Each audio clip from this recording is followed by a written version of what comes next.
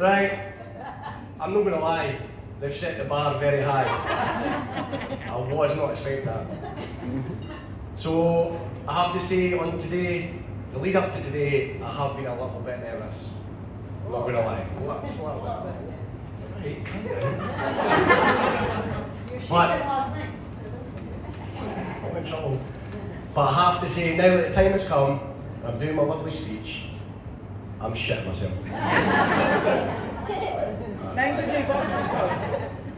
So I'm going to do my best to make this as quick as possible. First and foremost, I would like to thank the new Mr. and Mrs. Downey.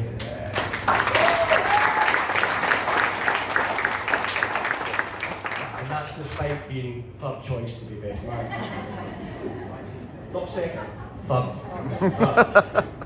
You see, Ryan here, being the family man that he is, naturally want to keep it within the family. Therefore, Declan, you were the first choice. And you are. But as the wedding plans started to unfold, we quickly realised that the speech wouldn't be taking place until late afternoon, and therefore, tipsy dead doing a best man speech maybe wasn't the best idea. So for the Scouts lot, there will be a translation on the wedding DVD. On to the second choice, George. Now, I don't even need to look at George to know his face is already turning red. And if it's not, we'll all look at him. So, the truth is, you'll never meet a nicer, kinder, funnier man than George.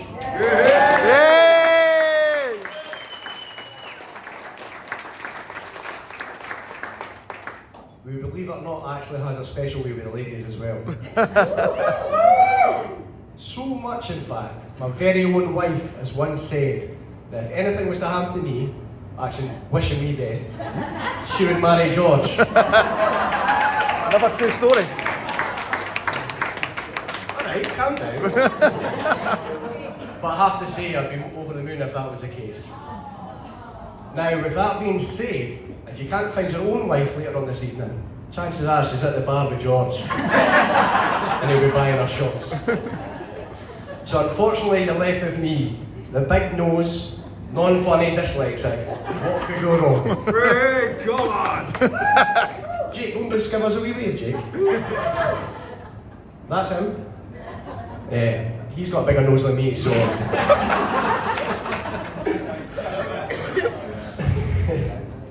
So feel free to give me some sympathy laughs or even fake laughs throughout my speech. I'll be very much appreciated. Come on! Chuckle, chuckle, chuckle. Let's face it, Ryan's not going to know they're fake. Louise has been faking it for years and he still hasn't had a clue. Speaking of Louise, how stunning is she looking today? The dress is especially a nice touch. Much better than the trousers she usually wears in a relationship.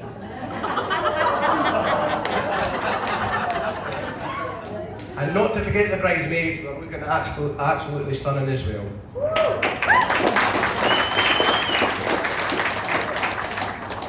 Just a little bit of history of mine and Ryan's friendship. So we've actually been friends now for over 30 years. Fucking cheer! Going back as far as our first day at nursery. That's despite a few bumps along the way. Now, the first bump was the time I almost disfigured you a week before your cousin's wedding. The second bump was when I got us arrested. Now, I might... Viking, mate! Arrested, I'm going to explain. You're right, I'll fill you in.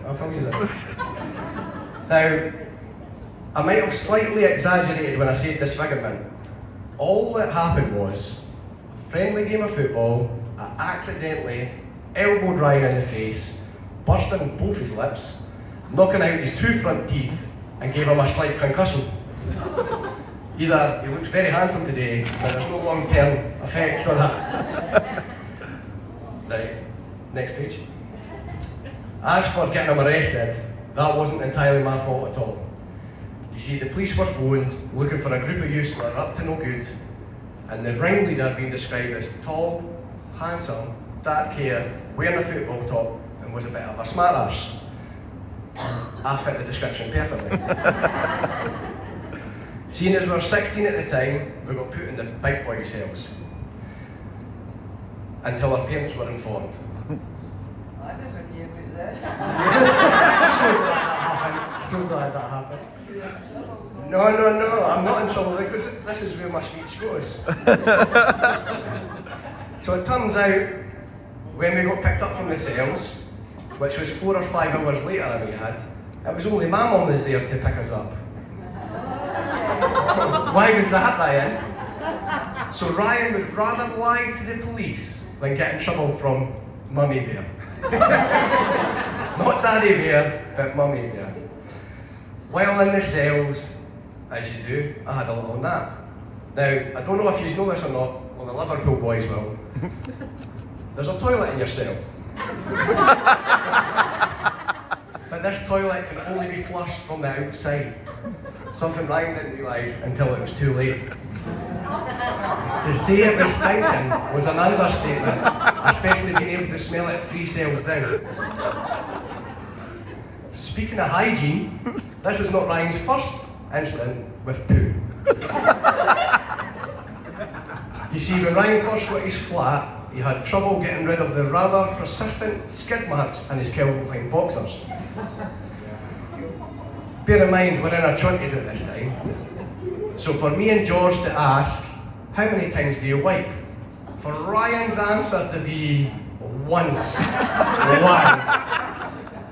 Needless to say, the name One Wipe stuck around for a while.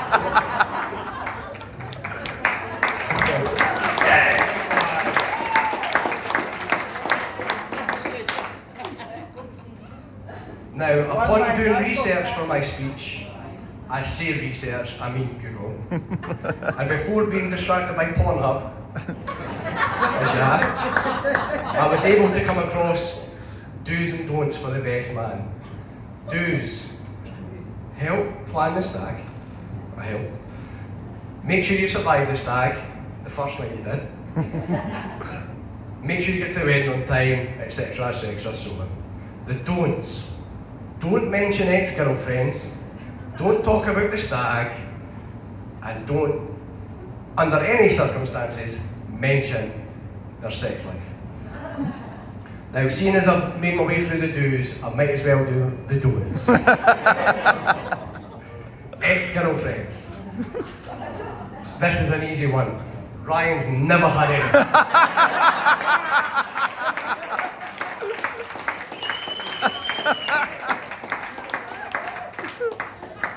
In fact, his first kiss was a Louise Redknapp poster, a 4-foot Louise Redknapp poster that hung above his bed. It was about the same time as Morag found his crusty socks in the washer.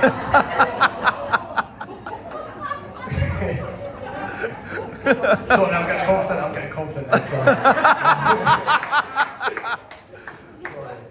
Go on! Now the stag do. This is controversial.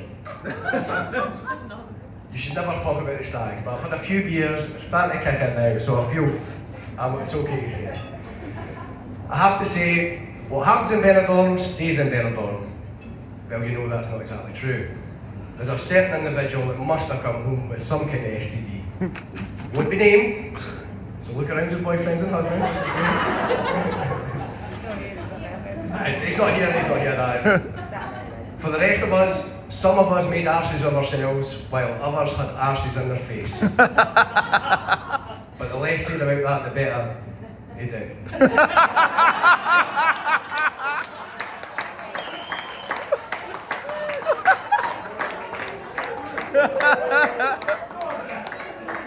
Go on, Declan! Morag, if you want to see the video, I'll show you.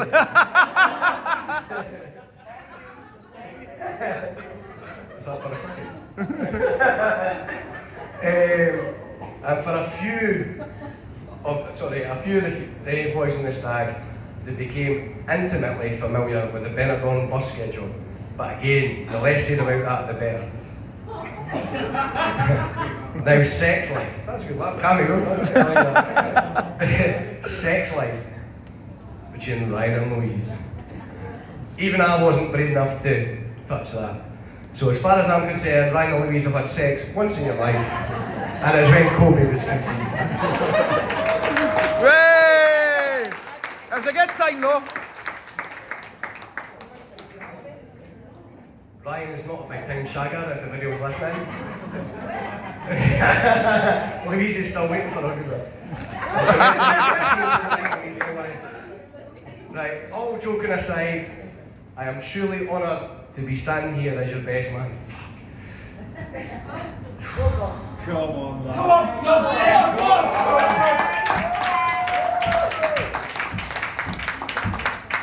But more importantly, your friend.